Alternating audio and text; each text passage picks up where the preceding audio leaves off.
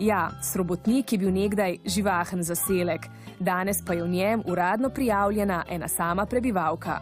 Ko sem nekoč povabila kolege, prijatelje, sodelavce, kje sem si naredila hiško, kje se vozim, prvo so mislili, da živim v Afriki. Ko rečeš, da živiš na Kolpi, že to, kaj pa je to? Veste, edino, kar se čutim včasih odrinjena, ker nimamo telefona, nimamo interneta.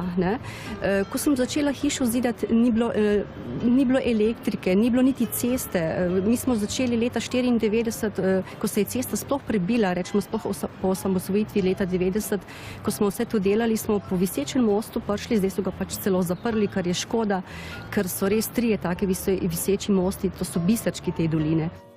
Lili pravi, da je Srobotnik zanjo Švica v malem. Malo tudi zaradi osamelih pečin Kapiča in Boriča, ki se kot kaki stražarji vzpenjajo nad vasjo.